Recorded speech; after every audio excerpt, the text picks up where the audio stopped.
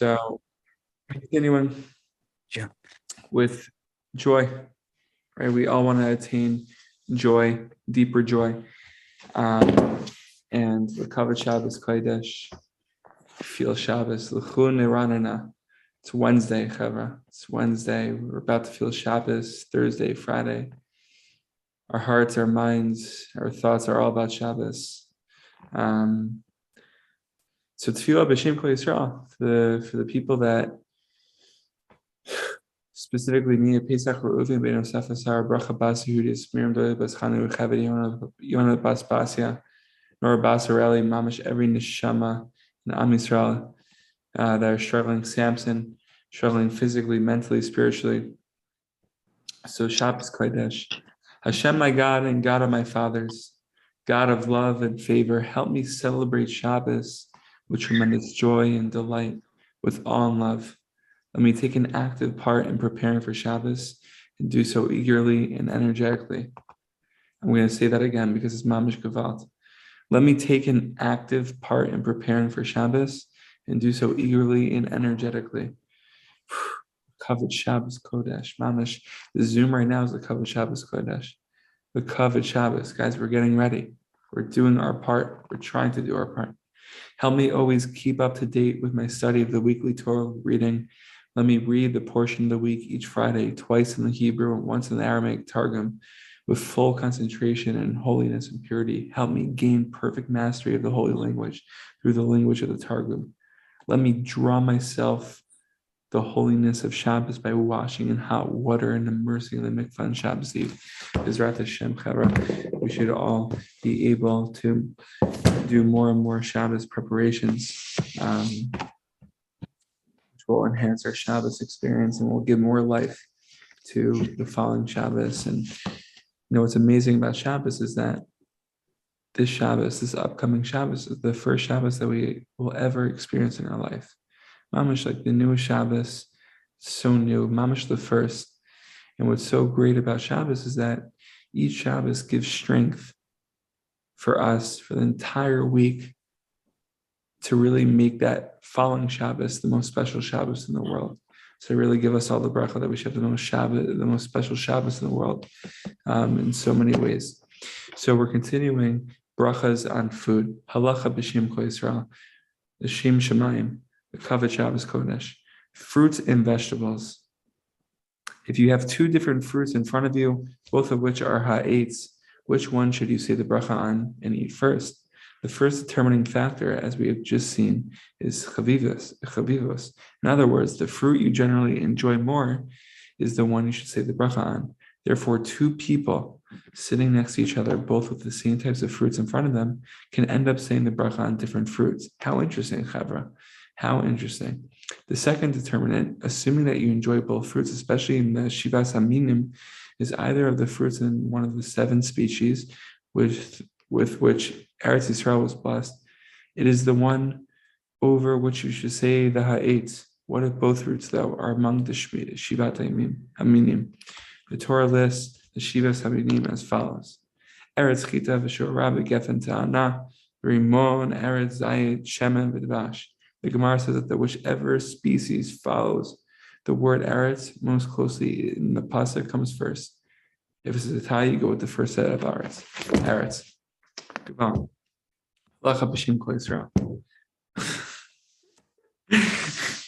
That was difficult. Mamish, the second part was Mamish.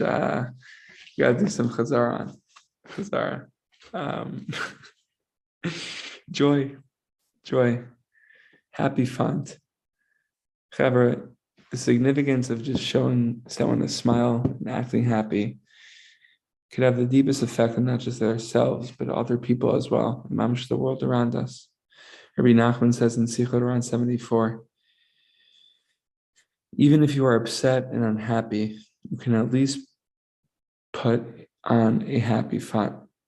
Like we were discussing about this today with some chavra, right? Like, what's this bit when you come across someone in the street, let's say a friend, like I go to Justin Goodman, and Justin Goodman asked me, like, Jack, how are you doing?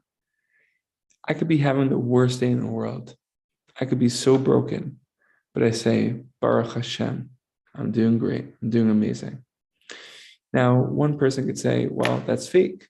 That's not what you should be doing. But imagine if I answered Justin, like, I'm actually horrible. I'm broken. I'm shattered.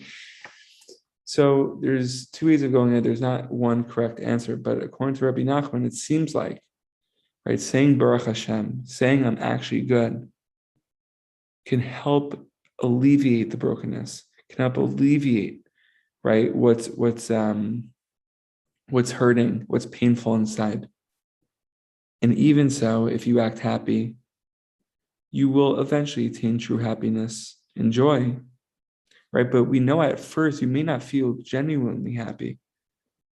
But Gevalt will turn into the purest, authentic joy just by putting on a happy font.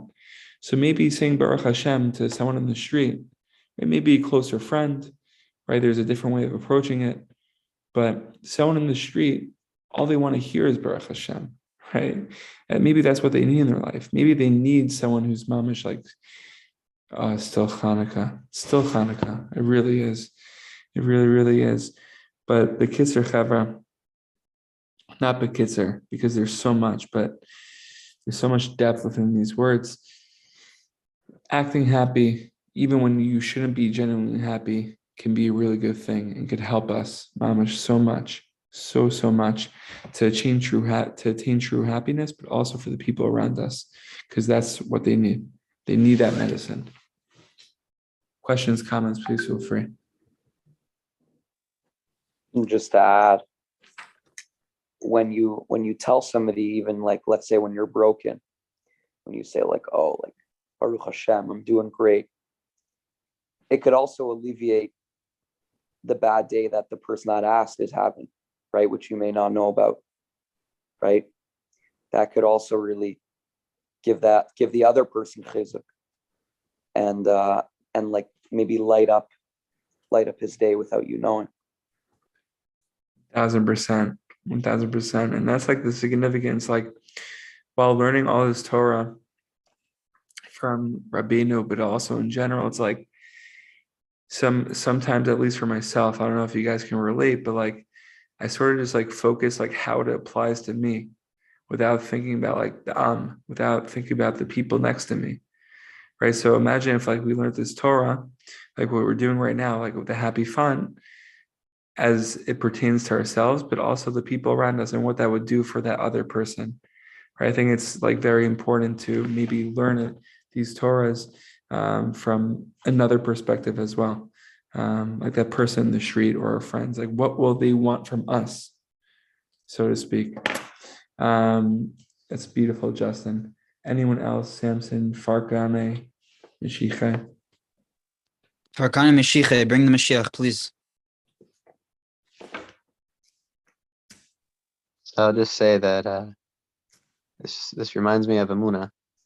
Like, let's say if you're just having a bad day, you're not feeling good, and you say Baruch Hashem, it's like it all comes back to Amuna because you believe that it's still good. So what it reminds me of. It's the deepest Torah, Farkat, because Rabbi Nachman says, forget where, but he says like it's the good life. Meaning if someone asks you in the street, how are you doing? And you say, actually, not so great. Hashem will look at that person and be like, wait, you think that's not so great? I'll show you what's not so great. But if you're broken and you answer Baruch Hashem, like Mamash Baruch Hashem, Hashem will be like, you think that's Baruch Hashem? I'll show you what Baruch Hashem is. Mamash is like the deepest Torah in the world from Rabbeinu.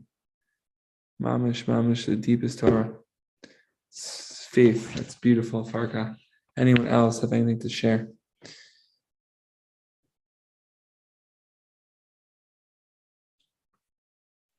Anyways, B'Shem Kol Yisrael. Chaver, we should all be healthy, happy, and successful. One thing, just very quick.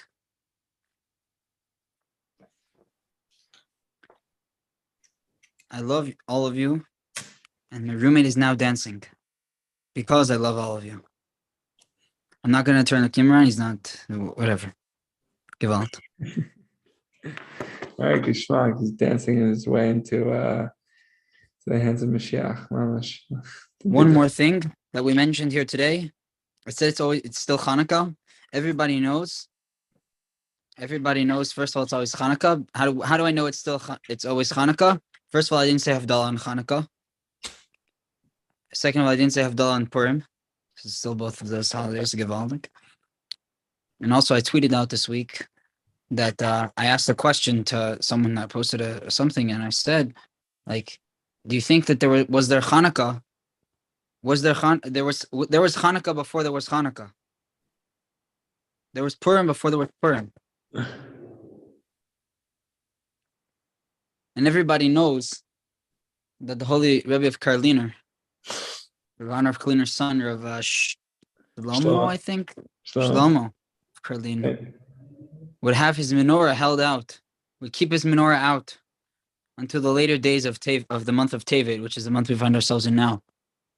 Through all the rain, through all the snow, because we know that Tevet, not only in the Jewish world, but also if you look at it statistically, Tevet is always the wettest month, meaning it will always rain the most.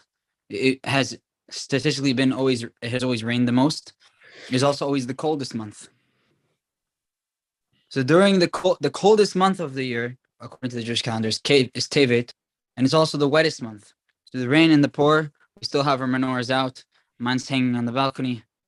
Gewalt. I'll turn it around. But you believe me, I know. We believe you. We should know that. What? It's not lit. It's there. Gewalt, we should know that Hanukkah is still going, even if we don't see it. We know we feel the light and we feel the warmth, even when it's so cold. Amen. Beautiful. Tamara, you have anything quick to share before we conclude? Well, Mamash, like a little bit.